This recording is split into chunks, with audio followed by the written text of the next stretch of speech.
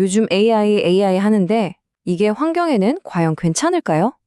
특히 SK텔레콤 같은 거대 기술 기업은 이 문제를 어떻게 풀려고 할까요?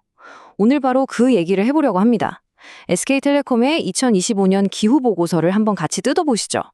SK텔레콤 다들 아시는 통신회사죠. 근데 이젠 그냥 통신회사가 아닙니다. AI 기술을 이끌어가는 글로벌 핵심 선수 중 하나예요.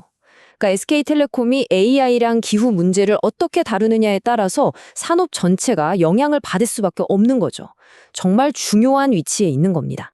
자, 바로 여기서부터 이 이야기의 아주 흥미로운 지점이 시작됩니다. SK텔레콤은 회사의 모든 미래를 AI에 걸고 있어요. 그런데 바로 그 AI 전략이 엄청난 환경 문제를 만들어내고 있다는 거죠. 이게 바로 AI의 역설입니다. 보세요. AI는 한쪽에서는 엄청난 성장을 가져다 줄 기회예요. 데이터 센터나 새로운 서비스들로 돈을 벌 수 있으니까요. 근데 다른 한쪽을 보면 그 AI를 돌리느라 어마어마한 에너지를 쓰고 탄소를 뿜어내야 한다는 거죠.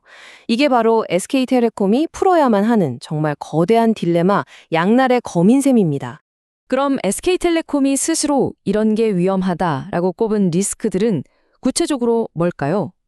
보고서에 나온 내용을 직접 한번 살펴보겠습니다. 리스크는 크게 두 종류로 나눠서 볼 수 있어요. 하나는 전환 리스크, 그러니까 저탄소 경제로 바꾸는 과정에서 드는 돈이에요. 예를 들면 탄소세 같은 세금이나 새로운 친환경 기술 도입 비용 같은 거죠. 다른 하나는 물리적 리스크인데요. 이건 말 그대로 태풍이나 산불처럼 기후변화 때문에 실제로 닥치는 재해로 인한 손실을 말합니다. 자, 이 표를 한번 보세요. 여기서 진짜 중요한 게 보입니다. 단기, 중기, 장기. 그러니까 지금 당장이든 1년 뒤든 5년 뒤든 가장 큰 리스크로 꼽히는 게 뭔지 아세요? 바로 AI 데이터 센터의 전력 수요입니다. 자기들이 가장 밀고 있는 핵심 사업이 동시에 가장 큰 리스크인 거예요. 정말 아이러니하죠? 그 뒤를 전기요금 상승이나 산불, 태풍 같은 재해들이 바짝 쫓고 있고요. 자, 그럼 이런 엄청난 리스크를 안고 있는 SK텔레콤. 과연 이 역설을 어떻게 풀 생각일까요? 지금부터 그 해결책, 그들의 전략을 한번 자세히 파헤쳐보겠습니다. 해결책은 아주 명확하게 세 가지로 정리됩니다. 바로 그린 오퍼레이션, 그린 에너지, 그리고 그린 포레스트인데요.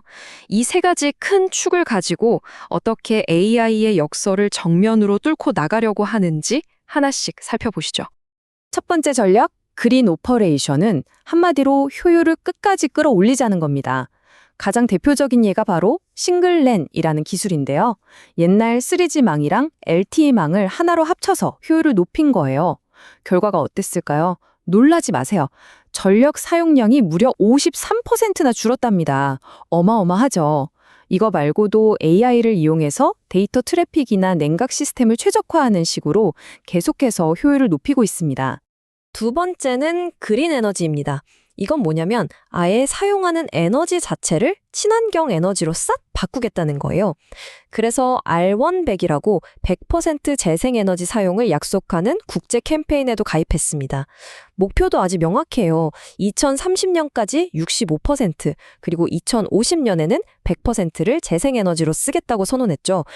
풍력이나 태양광 같은 걸로 장기 계약을 맺어서 에너지를 확보하는 방식입니다.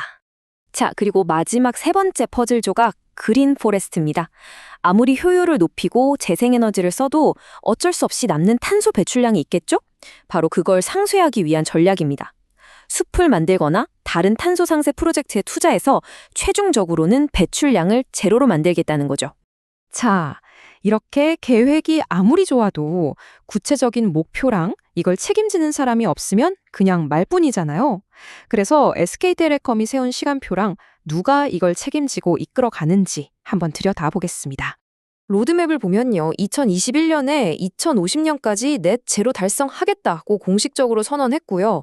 2022년에는 과학적인 근거를 기반으로 목표를 세웠다는 국제적인 인증 SBTi까지 받았어요. 중간 목표로는 2030년까지 배출량을 2020년보다 거의 절반 가까이 47.7% 줄이겠다는 거고요. 그리고 최종 목표는 2050년 넷 제로 달성, 아주 체계적이죠.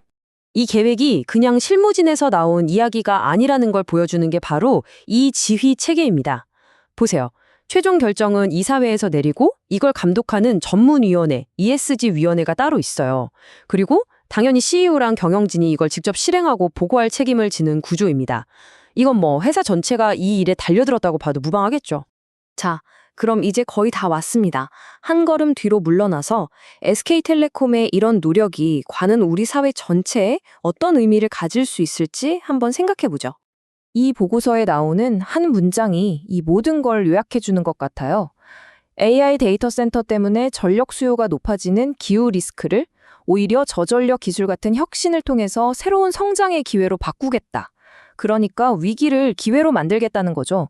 이게 바로 이들의 핵심 생각입니다. 결국 이 모든 이야기는 하나의 큰 질문으로 이어집니다. 우리의 기술 발전과 지구 환경, 이 두 가지가 과연 함께 갈 수 있을까요? 기술은 계속 성장하면서 동시에 친환경적일 수 있을까요? SK텔레콤의 이 도전은 아마 이 질문에 대한 답을 찾아가는 아주 중요한 과정이 될 겁니다. 여러분은 어떻게 생각하시나요?